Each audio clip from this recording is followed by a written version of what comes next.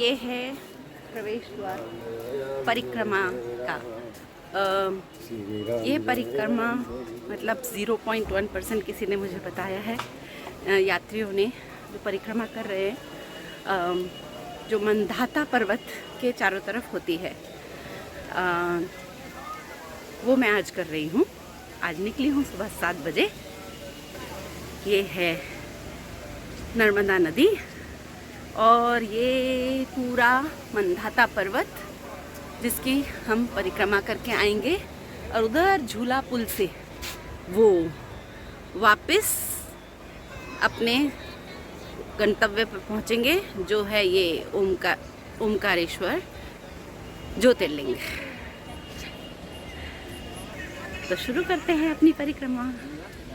वो पुल है जहाँ से अभी तक यहाँ पहुँच गई हूँ और आप देख सकते हैं ये है हमारा परिक्रमा मार्ग।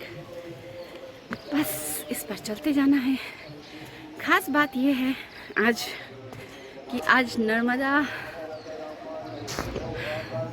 मैया का बर्थडे है, जन्म दिवस, और आज उसका बहुत भव्य यहाँ पे एक उत्सव मनाया जाने वाला है। आशा है 2 घंटे में यह यात्रा मेरी हो जाएगी और फिर उस उत्सव में हम भी भाग लेंगे। इस पूरे मार्ग में इस तरीके से गीता के श्लोक लिखे गए हैं जो पढ़ के व्यक्ति परिक्रमा अपने आराम से पूरी कर सके।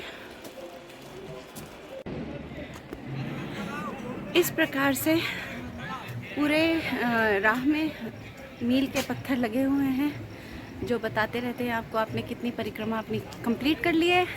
और यहाँ पे हमें दर्शन श्री लंगूर जी के भी हो चुके हैं। और वापस ये देखिए गीता का संजय उवाच।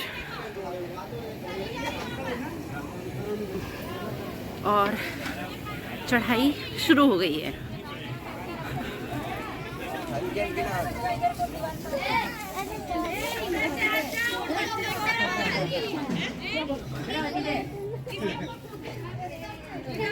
ये देखिए कैसे मजे से बैठे हैं और ये खा रहे हैं खाना। यह है परिक्रमा का पहला पड़ाव, केदारेश्वर मंदिर। इस मार्ग में प्राचीन मंदिरों का एक सिलसिला है। ये देखिए ये है नर्मदा के तट पर केदारेश्वर मंदिर। यहाँ पे इनके बारे में सूचना है, वीडियो पॉज करके देख सकते हैं। अब हम करते हैं दर्शन।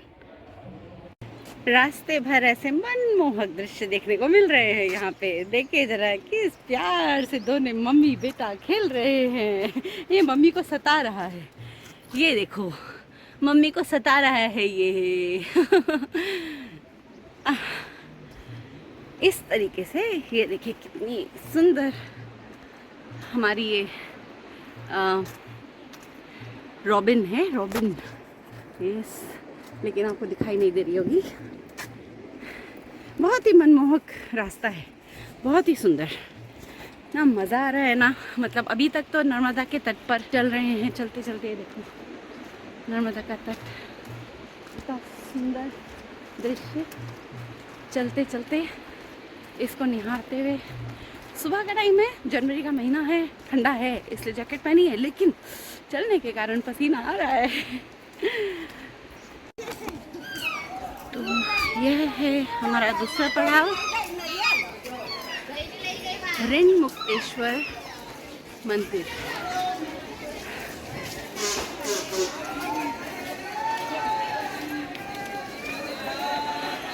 हम इसके दर्शन करके आएंगे और आपको मिलेंगे आने के बाद। अब पहुंच गए हैं हम एकदम नर्मदा के तट पर। ये देखिए आपको लगेगा एंड पॉइंट पहुंच चुके हैं और यहाँ पे ये देखिए, जब हम पहाड़ों में जाते हैं और वहाँ पे पहाड़ों में किस तरीके से मार्ग संकेतक बनाए जाते हैं ना, ये ऐसे पत्थर रख के, वही प्रैक्टिस अब लोगों ने हर जगह चालू कर दी है। तो आपको भी यहाँ मंदिरों के पास ऐसा मिलेगा। और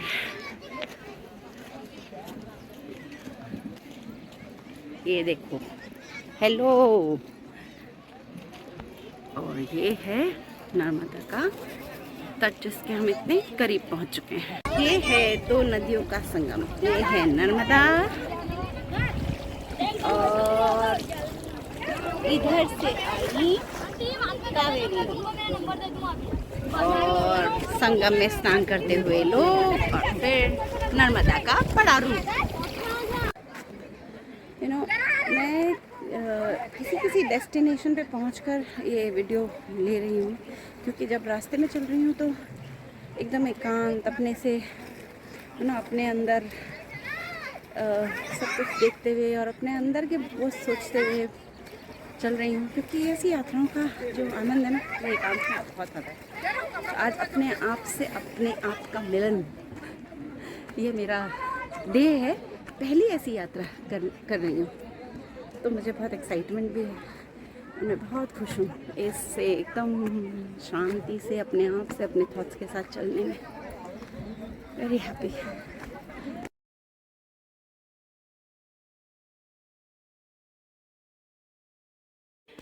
ये हो गए हम पर्वत के इस पार, ठीक है। और वो जो था घाट, वो था संगम नर्मदा और कावेरी का संगम था वो। और रास्ते भर में हमारा देखो, ये वेलकम करते हुए बैठे हैं दोनों तरफ हमारे द्वारपाल। हाँ, ये देखो पूरे रास्ते में बैठे हैं।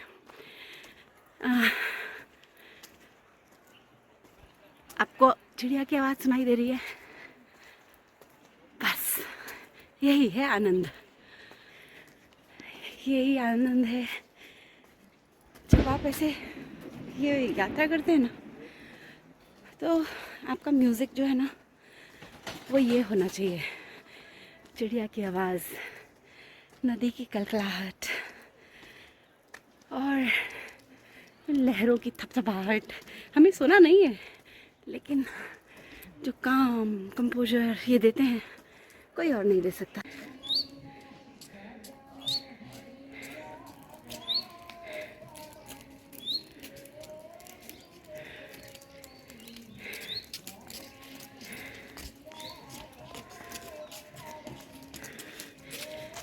सुना आपने मधुर संगीत। और अभी ये पड़ाव आया है नेक्स्ट।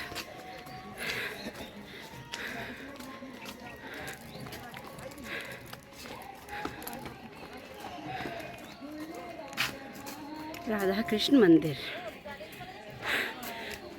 रास्ते में हर जगह ऐसी दुकानें हैं जहाँ सामान आप खरीद सकते हैं। ये है मंदिर, राधा कृष्ण मंदिर।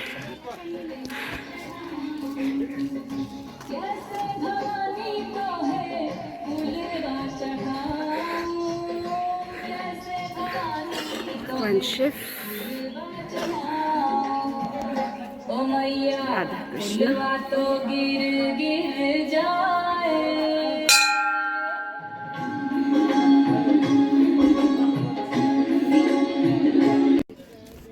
और ये देखो, इसके साथ अभी दिन थोड़ी देर पहले खेल रहे थे। इतना प्यारा सा ये बच्चा, देखो इसको, देखो देखो देखो, ये देखो, ये देखो, हाँ कुकू करता है ये। हाँ।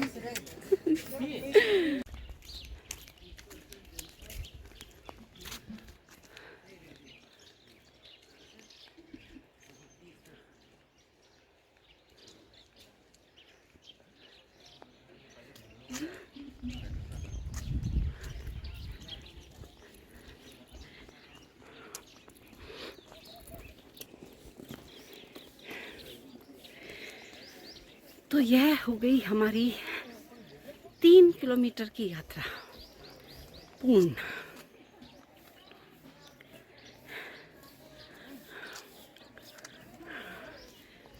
टोटल यात्रा है 7 किलोमीटर की।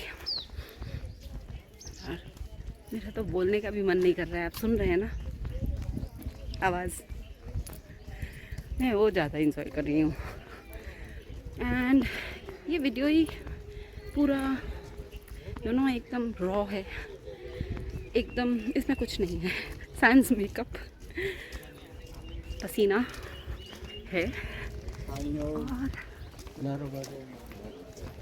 नर्मदे हर की आवाज़ है और चिड़ियों की चहचहाट है। तो अगर आपको ये वीडियो पसंद आएगा तो आप ज़रूर लाइक करेंगे, सब्सक्राइब करेंगे। यहाँ कोई आर्टिफिशियलिटी नहीं है, सिर्फ प्रकृति है। नो आर्टिफिशियल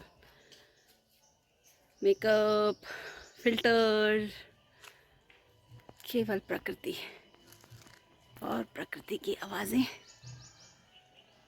सुनिए और यात्री और बहुत लंबा रास्ता। चलिए चले अपनी डगर पर। ये देखो हमें कौन मिला है अभी। ये 8 दिन का है केवल। इसका नाम है कुछ?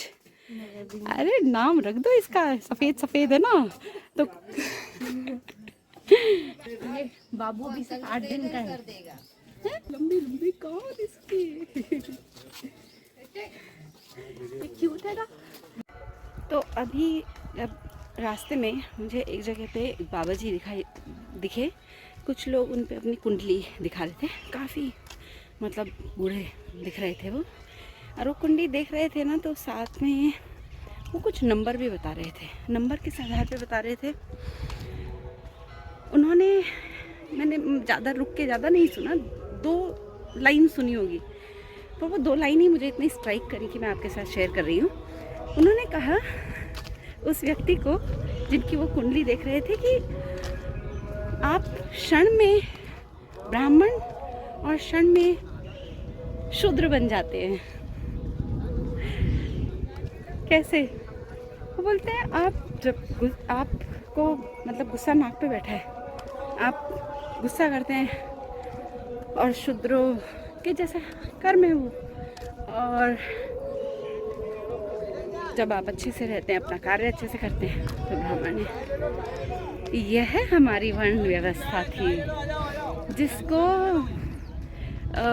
बिगाड़ दिया गया। हमारी वर्ण व्यवस्था कुछ कास्ट सिस्टम नहीं था। कास्ट जो शब्द है ना वो इंग्लिश वर्ड है। कास्ट इज नॉट वर्ण।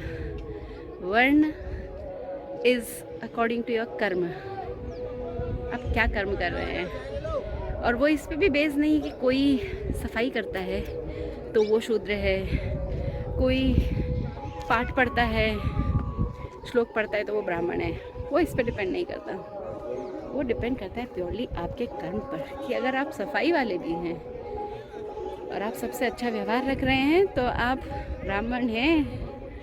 और अगर आप ब्राह्मण हैं लेकिन किसी पे आसानी से क्रोधित हो जाते हैं और गाली गलौज दे के बात करते हैं तो आप शूद्र हैं। ये है वर्ण व्यवस्था।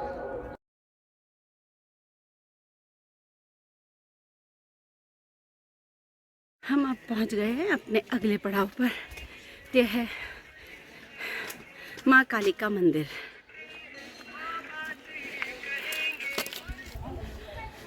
और ये आ गए हम एक और प्राचीन मंदिर में जिसका नाम है गौरी सोमनाथ मंदिर। ये है आपके सामने मंदिर। अब हम इसके करेंगे दर्शन। और यहाँ पे देखो ये अपना गला सहलवा रही हैं, बैठी हुई गर्दन में गर्दन डाल के बैठी थी अभी तक 10 मिनट से अपनी सेवा करवा रही है गौ माता। और ये है मंदिर का प्रांगण। और ये देखिए विशाल शिवलिंग। एक और प्राणी जो हमें मिला है वो हमारा फेवरेट भी है। ये भी माता और बेटे की जोड़ी है। क्यूट क्यूट से गधे महाराज। ए बेबी, ए बेबी, ए बेबी।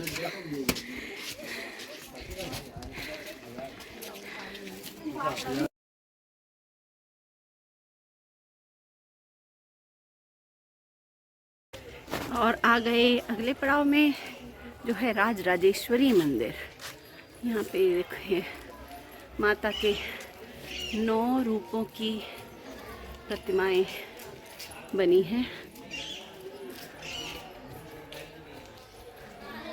और आपके लिए सरप्राइज, ये है देखिए सरप्राइज। ये कौन है देखा आपने?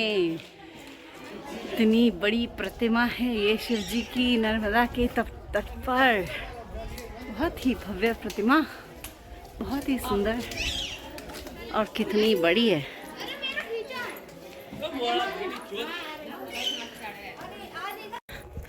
ये पथरीला रास्ता देख रहे हैं, ये हम पर्वत के ऊपर आ चुके हैं अभी, मंदाता पर्वत के ऊपर। और यहाँ पे कुछ तो खनन कार्य हुआ है और ये जगह साफ़ करी गई है, मतलब प्लेन करी गई है, तो शायद कुछ डेवलपमेंट एक्टिविटी होगी। लेकिन मेरे आगे चल रहे हैं 2 यात्री, उनमें से एक के पाँव आप देख सकते हैं, नंगे पैर हैं वो, बेयर फुट।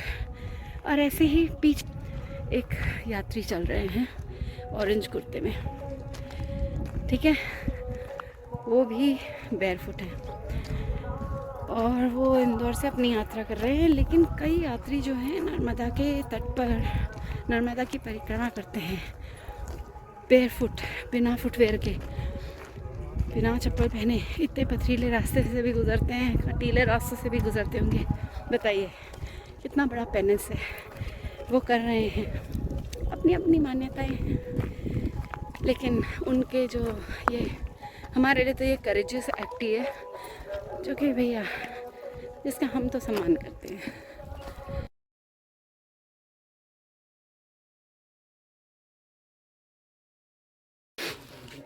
ये रह गए हैं किसी प्राचीन सभ्यता के अवशेष।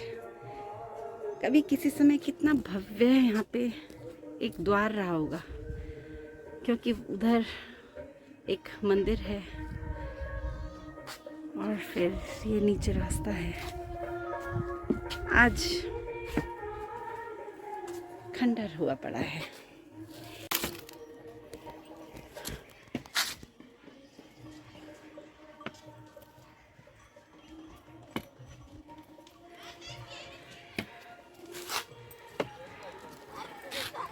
कहीं पे चढ़ाई,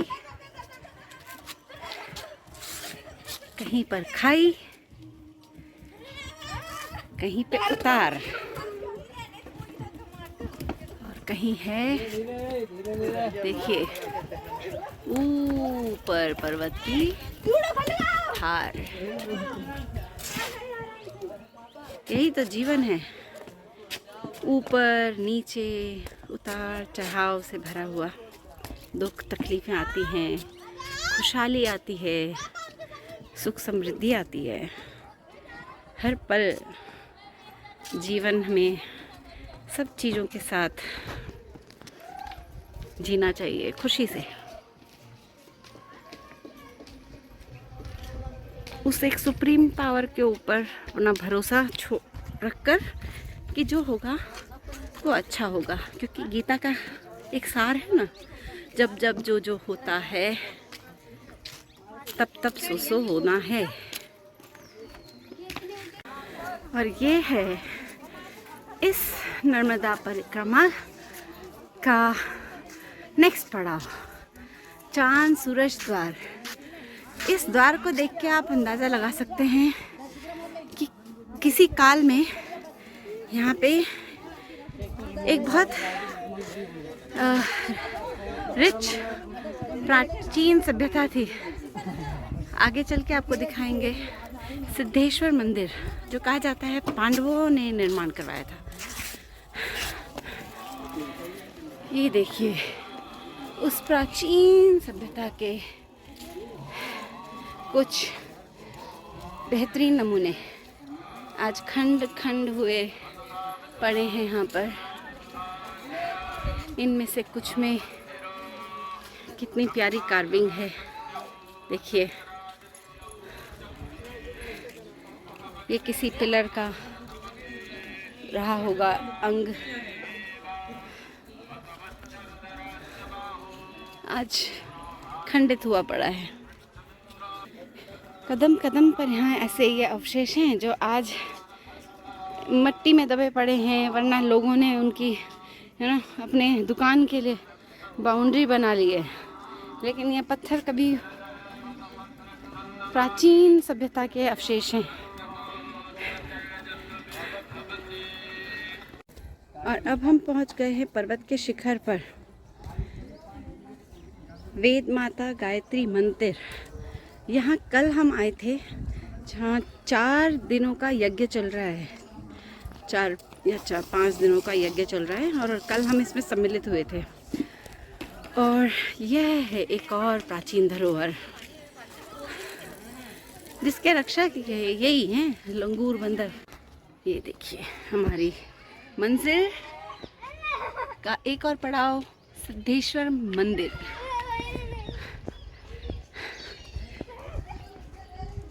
वैसे तो प्रोटेक्टेड मॉन्यूमेंट है, लेकिन इसका कुछ मेंटेनेंस नहीं है।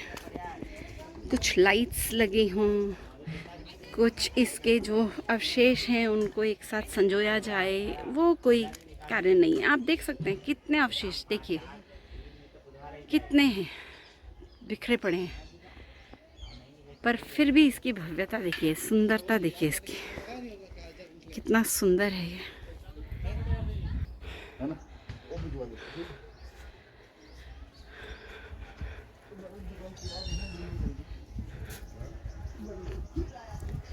यह है सिद्धेश्वर महाराज, ये देखिए यहाँ पे विराजमान है। छोटी सी बिटिया यहाँ पे उनका अभिषेक कर रही है। चलिए हम भी प्रणाम करके आते हैं। और ये मंदिर के साथ साथ अब देखिए ये गिलहरी की अटखेलियाँ, इनका ये अपने भगवानों का साथ कभी नहीं छोड़ते हैं। ये जीव जंतु हमारे भगवानों के साथ सदैव रहते हैं। और अब देखिए नज़ारा, मैन मेड स्ट्रक्चर,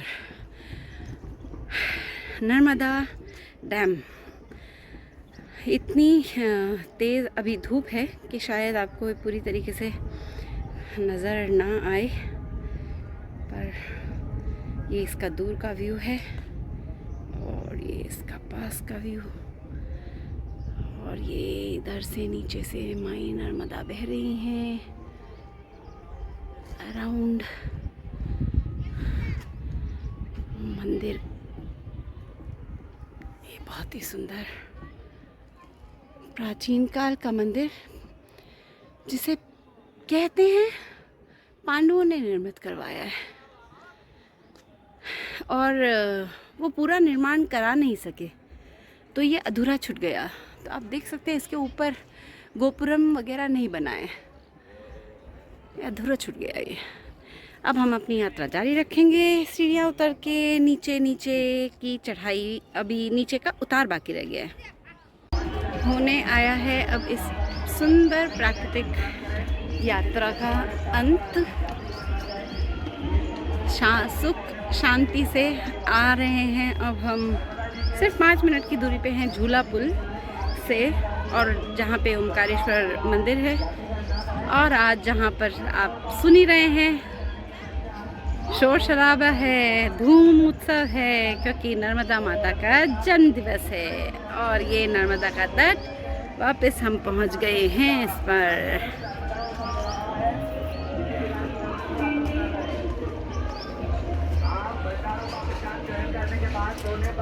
ये है इस पर्वत से की उतार। पीछे देखिए हरियाली और चढ़ाई। सामने नर्मदा का तट।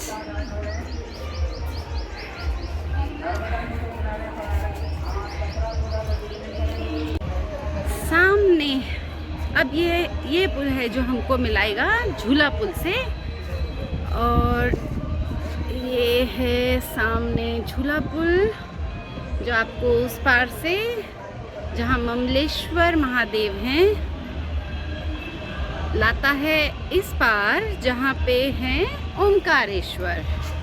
और सामने तट पर देखिए आज का धूम धड़ाका, क्लियरिटी है या नहीं है देखिए।